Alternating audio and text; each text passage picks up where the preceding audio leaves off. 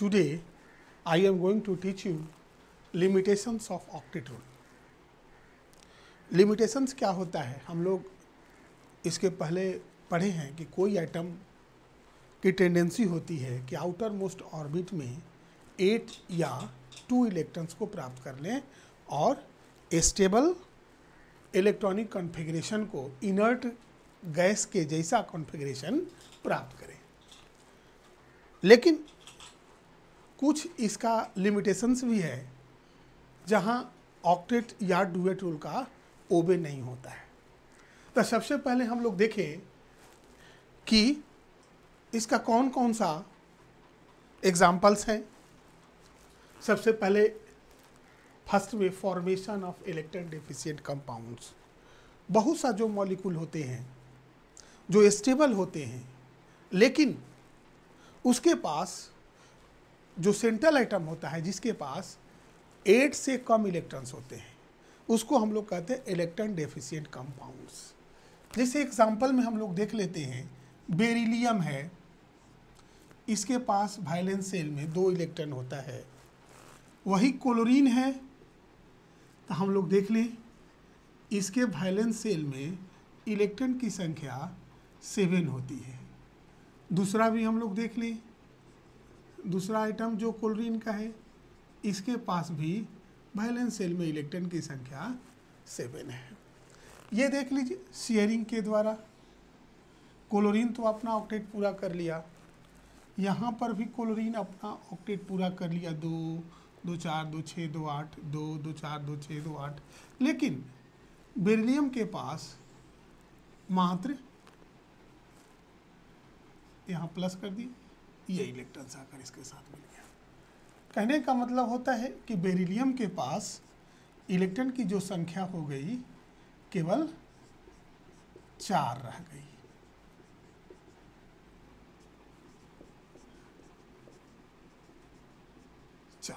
दो और 2 4। इसका मतलब बेरिलियम ने अपना ऑक्टेट को पूरा नहीं किया, इसलिए हम लोग इसको कहते हैं कि क्या है, इलेक्ट्रॉन डेफिशिएंट कंपाउंड है। इलेक्ट्रॉन डेफिशिएंट कंपाउंड है लेकिन फिर भी ये स्टेबल कंपाउंड होता है।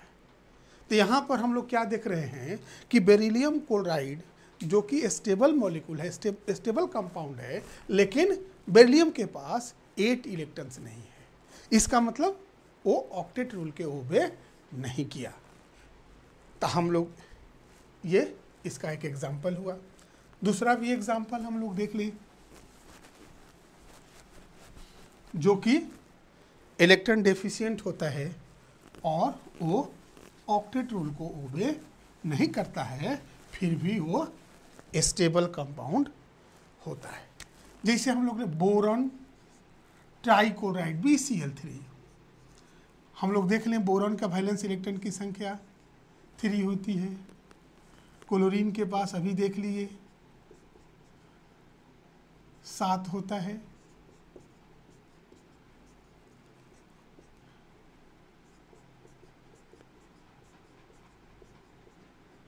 हम लोग क्या देखें, ये ऑक्टेट रूल के अनुसार, ये ऑक्टेट रूल के अनुसार, ये ऑक्टेट रूल के अनुसार क्लोरीन ने अपना 8 इलेक्ट्रॉन को प्राप्त कर लिया, लेकिन बोरॉन के पास 2 2 4 और 2 6 इलेक्ट्रॉन ही रह गया। तो इसलिए हम लोग क्या कहेंगे कि BCl3 क्या है, इलेक्ट्रॉन डेफिशिएंट कंपाउंड है। इलेक्ट्रॉन डेफिशिएंट कंपाउंड है लेकिन फिर भी ये क्या होता है, स्टेबल कंपाउंड है, लेकिन ये ऑक्टेट रूल को ओबे नहीं करता है। कहने का मतलब होता है कि कोई भी कंपाउंड जो कि स्टेबल होता है लेकिन अगर उसके पास सेंट्रल आइटम में 8 इलेक्ट्रॉन से कम इलेक्ट्रॉन होता है तो हम उसको इलेक्ट्रॉन डेफिशिएंट कंपाउंड कहते हैं। जो और वो स्टेबल होते हुए भी ऑक्टेट रूल को ओबे नहीं किया, हम ये कह सकते हैं। बहुत सा ऐसा एग्जाम्पल आएगा। तो ये एक लिमिटेशन हुआ किसका, ऑक्टेट रूल का। अब हम लोग आगे बढ़ें सेकेंड में हम लोग क्या देखते हैं, ये फर्स्ट हो गया। सेकेंड में formation of compound in which central item contains more than 8 electrons. इसमें सेंट्रल आइटम के पास 8 से ज़्यादा इलेक्ट्रॉन्स होता है। वो कंपाउंड भी स्टेबल होता है, लेकिन वो ऑक्टेट रूल को ओबे नहीं करता है। हम लोग देख लें formation of PCl5 phosphorus pentachloride.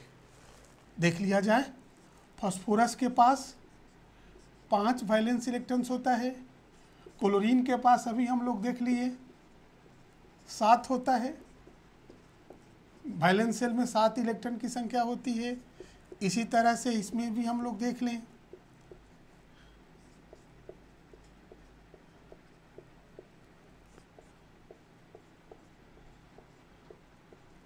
अब देखें ई ऑक्टेट रूल के अनुसार क्लोरीन ने अपना 8 इलेक्ट्रॉन को प्राप्त कर लिया, लेकिन फास्फोरस के पास जो इलेक्ट्रॉन की संख्या कितनी हो गई, 2, 2, 4, 2, 6, 2, 8, 2, 10 इलेक्ट्रॉन्स हो गया। तो क्या हुआ, मतलब ऑक्टेट रूल को ये भी डिसोबे किया, क्योंकि स्टेबल स्ट्रक्चर के लिए सेंट्रल एटम के पास कितना इलेक्ट्रॉन होना चाहिए था, 8, लेकिन 8 से ज़्यादा हो गया। फिर भी ये स्टेबल कंपाउंड है और ये ऑक्टेट रूल को ओबे नहीं करता है। और भी एक का एग्जांपल हम लोग देख सकते हैं, formation of SF6, formation of SF6। Sulphur के पास वैलेंस शेल में इलेक्ट्रॉन की संख्या कितनी होती है, 6 होती है, 6। फ्लोरीन के पास क्लोरीन की तरह ही वैलेंस शेल में 7 इलेक्ट्रॉन होता है।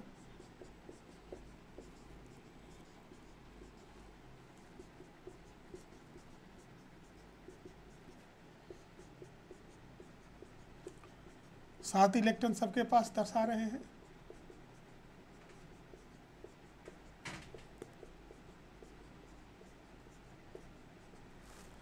ऑक्टेट रूल के अनुसार ये अपना ऑक्टेट को पूरा कर लिया फ्लोरीन।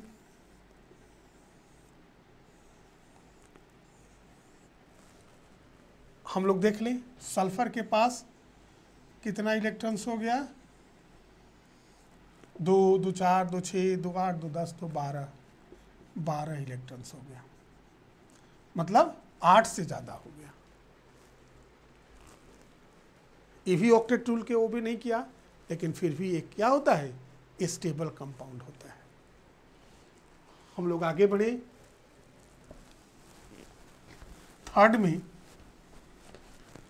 में हम लोग क्या देखते हैं, formation of noble gas compound. हम लोग अभी तक क्या पढ़े कि सेंट्रल एटम या एटम के पास टेंडेंसी होती है कि 8 इलेक्ट्रॉन को प्राप्त करें और उसका जो इलेक्ट्रॉनिक कॉन्फ़िगरेशन हो इनर्ट गैस के कॉन्फ़िगरेशन के अनुसार हो, मतलब उसके अनुसार लास्ट ऑर्बिट में 8 इलेक्ट्रॉन्स हो। लेकिन फिर भी हम लोग क्या देखते हैं कि जो इनर्ट गैस है जैसे जेनन, ये भी स्टेबल कंपाउंड का फॉर्मेशन करता है, जबकि इसके अंतिम ऑर्बिट में 8 इलेक्ट्रॉन्स होते हैं। देख लिया जाए, जैसे हम लोग देखते हैं HCF2, HCF4, HCF6, HEOF2, HCO2F2, HCO3, ये सारे जेनन के कंपाउंड है जो कि स्टेबल कंपाउंड होता है। लेकिन एक चीज़ और ध्यान में रखना है कि जेनन जो भी कंपाउंड का फॉर्मेशन करता है फ्लोरीन और ऑक्सीजन के साथ ही करता है, क्योंकि फ्लोरीन और ऑक्सीजन की इलेक्ट्रोनिगेटिविटी सबसे ज़्यादा होती है, इसलिए इसी के साथ मिलकर ये कंपाउंड का फॉर्मेशन करता है। फिर भी इसका जेनन का हम लोग देखते हैं कि लास्ट ऑर्बिट में 8 इलेक्ट्रॉन्स होते हैं और ये इस तरह के स्टेबल कंपाउंड का फॉर्मेशन करता है। यहाँ भी क्या हुआ, ऑक्टेट रूल के क्या होता है, डिसोबे होता है, क्योंकि नियमानुसार इसका चूंकि आउटर मोस्ट ऑर्बिट में 8 इलेक्ट्रॉन्स हैं और उसका इलेक्ट्रॉनिक कॉन्फ़िगरेशन स्टेबल है, इसलिए उसको किसी के साथ केमिकल रिएक्शन नहीं करना चाहिए था, चाहे ऑक्सीजन हो या कोई भी एटम हो, लेकिन ये इसके साथ फ्लोरीन और ऑक्सीजन के साथ रिएक्शन करके स्टेबल कंपाउंड का फॉर्मेशन करता है। तो यहाँ पर भी हम लोग क्या देख रहे हैं कि ऑक्टेट रूल का डिसओबे होता है। नेक्स्ट, फोर्थ में हम लोग क्या देखें कि स्यूडो इनर्ट गैस कॉन्फ़िगरेशन। जैसे हम लोग देखते हैं अगर हम लोग देखते हैं Zn2+, अगर इसका हम लोग इलेक्ट्रॉनिक कॉन्फ़िगरेशन करते हैं तो क्या होगा, 1s2, 2s2, 2p6, 3s2, 3p6, 3d10 होता है। 4s में कोई इलेक्ट्रॉन्स नहीं रहता है, मतलब इनर ऑर्बिटल जो हुआ इसमें इलेक्ट्रॉन की संख्या कितनी हो गई, 18। इसको हम लोग क्या कहते हैं, pseudo inert gas configuration. Zn2+, ये जो कंपाउंड का फॉर्मेशन करता है इस एनिक फॉर्म में, वे स्टेबल कंपाउंड होता है। और यहाँ हम लोग क्या देख रहे हैं, इसके पास टेंडेंसी क्या हो गई कि उसके पीछे वाला ऑर्बिट, मतलब कि इनर ऑर्बिट में इलेक्ट्रॉन की संख्या कितनी हो गई, 18 हो गई, जिसको हम लोग क्या कहते हैं, स्यूडो इनर्ट गैस कॉन्फ़िगरेशन करते हैं। इसी तरह से Cu+, ये भी क्या काम करता है, 1s2, 2s2, 2p6, 3s2, 3p6, 3d10। इसके पास भी इलेक्ट्रॉन की संख्या कितनी हो गई, 18। स्यूडो इनर्ट गैस कॉन्फ़िगरेशन ये भी एक्वायर कर लिया। कहने का मतलब होता है इसमें ऑक्टेट रूल का ओबे नहीं होता है। 18 इलेक्ट्रॉन्स होने के बावजूद ये क्या होता है, स्टेबल आयन का फॉर्मेशन करता है अपना वैलेंसी आउटर मोस्ट ऑर्बिट में जो इलेक्ट्रॉन है उसको देकर। तो यहाँ पर भी हम लोग क्या देखें कि ऑक्टेट रूल का डिसओबे होता है। आगे हम लोग बढ़े, ऑड इलेक्ट्रॉन्स बॉन्ड, या हम लोग कह सकते हैं कि जिस मॉलिक्यूल में ऑड इलेक्ट्रॉन्स बॉन्ड होते हैं, चाहे आयंस हो या मॉलिक्यूल्स हो, वो भी क्या करता है, ऑक्टेट रूल को ओबे नहीं करता है। जैसे मान लीजिए NO, अगर हम इसमें टोटल इलेक्ट्रॉन्स देखें,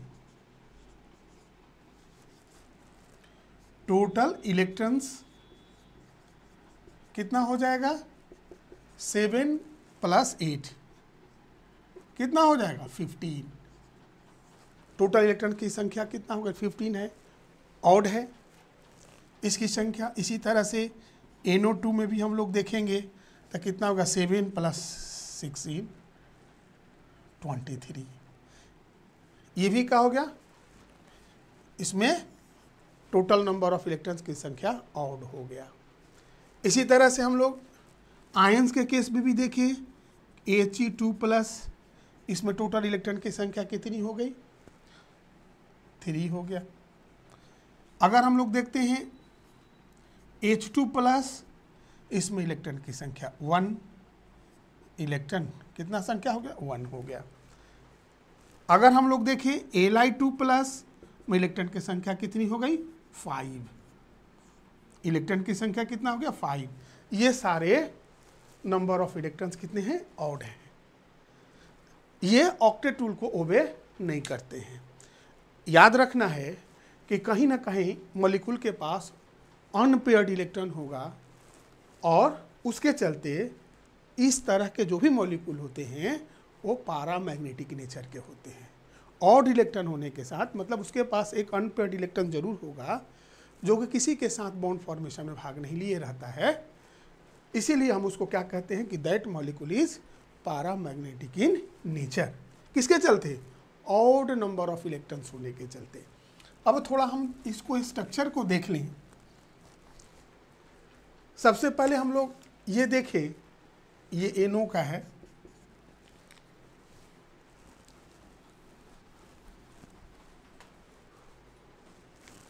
NO, नाइट्रोजन, ये हो गया ऑक्सीजन, ये 2, 2, 4, 2, 6 हो गया। ये हम लोग देख लें 2, ये 2 हो गया, ये 1 हो गया, ये डबल बॉन्ड का फॉर्मेशन कर दिया।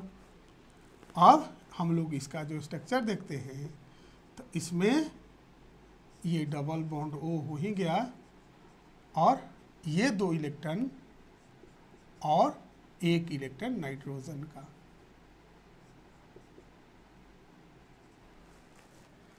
ये देख लीजिए 3 इलेक्ट्रॉन हो गया। इलेक्ट्रॉन की संख्या कितनी हो गई? 3। तो इस बॉन्ड में इलेक्ट्रॉन की संख्या 3 हो गई, जिसको हम लोग कहते हैं odd electron bond. Odd electrons bond मतलब इस बॉन्ड में इलेक्ट्रॉन की संख्या 1, 2, 3 है। ये कैसा नेचर का होगा? पैरामैग्नेटिक नेचर का होगा। इसकी भी स्टेबिलिटी भी क्या होगी? कम होगी। अब हम लोग एक दूसरा एग्जाम्पल देख लें आयंस के रूप में भी। जैसे हम लोग लिखते हैं, आगे पढ़ेंगे भी, He2+, ये एक हीलियम, ये हीलियम हो गया, एक एक इलेक्ट्रॉन दोनों के मिलकर शेयरिंग कर लिया, एक इलेक्ट्रॉन इसके पास बच गया, एक H+ कर दी, यहाँ एक इलेक्ट्रॉन हो गया। तो यहाँ ये जो बॉन्ड बना इसको हम लोग कहते हैं 1 इलेक्ट्रॉन बॉन्ड। 1 इलेक्ट्रॉन बॉन्ड ये जो हुआ, इसमें इलेक्ट्रॉन की संख्या ऑड नंबर है। तो ये भी क्या होगा? अनस्टेबल होगा और पैरामैग्नेटिक नेचर का होगा। ये जो मॉलिक्यूल होते हैं ये क्या होते हैं? ऑक्टेट रूल को ओबे नहीं करते हैं। तो जितना भी होता है, चाहे ऑड नंबर मॉलिक्यूल्स हो या आयंस हो, वे ऑक्टेट रूल को ओबे नहीं करते हैं। कहीं 1 इलेक्ट्रॉन का बॉन्ड होगा, कहीं 3 इलेक्ट्रॉन का बॉन्ड होगा, कहीं 5 इलेक्ट्रॉन का बॉन्ड होता है। कहने का मतलब होता है कि वो भी ऑक्टेट रूल को ओबे नहीं करते हैं। ये भी क्या आता है? लिमिटेशंस ऑफ ऑक्टेट रूल में ही आता है।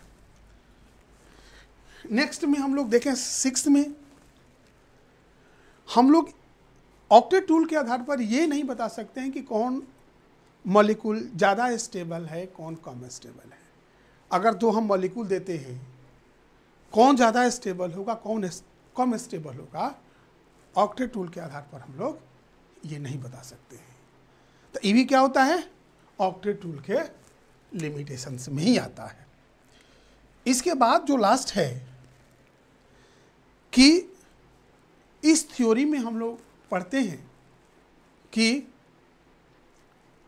केवल अगर कोई आइटम अनस्टेबल है तब अनस्टेबल है जिसके पास इनर्ट गैस का इलेक्ट्रॉनिक कॉन्फ़िगरेशन नहीं है। मतलब उसके लास्ट ऑर्बिट में 8 इलेक्ट्रॉन या 2 इलेक्ट्रॉन नहीं है, तब वो अनस्टेबल है। वह स्टेबल होने के लिए क्या करता है? 8 इलेक्ट्रॉन या 2 इलेक्ट्रॉन प्राप्त करने की उसके पास टेंडेंसी है, जिसके कारण हम लोग उसको ऑक्टेट रूल या डुएट रूल कहते हैं। इसके आधार पर हम लोग ये नहीं बता सकते हैं कि कौन सा मॉलिक्यूल का क्या ज्योमेट्रिकल शेप होगा, लीनियर होगा, टेट्राहेड्रल होगा, ट्राइगोनल होगा। इस तरह से हम लोग नहीं बता सकते हैं। तो ये भी क्या होता है? ऑक्टेट रूल के हम लोग लिमिटेशंस में ही पढ़ते हैं। इस तरह से हम लोग अभी तक देख लिए कि ऑक्टेट रूल का लिमिटेशंस क्या कहाँ कहाँ है, कहाँ कहाँ इस रूल को ओबे नहीं होता है। इसलिए ये जो टॉपिक बहुत ही इम्पोर्टेंट हम लोगों के लिए है। अब इसका जितना भी लिमिटेशंस हैं, तो आगे जैसे वैलेंस बॉन्ड थ्योरी आएगा, मॉलिक्यूलर ऑर्बिटल थ्योरी आएगा, उसके आधार पर हम लोग एक्सप्लेन करेंगे कि ये मॉलिक्यूल का स्ट्रक्चर क्यों वैसा है, और वो अगर ऑक्टेट रूल को ओबे भी नहीं करता है तो क्यों उसका स्ट्रक्चर स्टेबल है। कल हम लोग जो पढ़ेंगे कि कोई मॉलिक्यूल का लेविस डॉट स्ट्रक्चर क्या होगा, किस तरह से उसका स्ट्रक्चर लिखेंगे, ये हम लोग कल पढ़ेंगे। इसलिए आप लोग अच्छा से उसको कल ध्यान से पढ़ेंगे, क्योंकि उसी के आधार पर सारा मॉलिक्यूल का हम लोग स्ट्रक्चर बनाएंगे। वो टॉपिक बहुत ही हम लोगों के लिए इम्पोर्टेंट होगा। थैंक्स।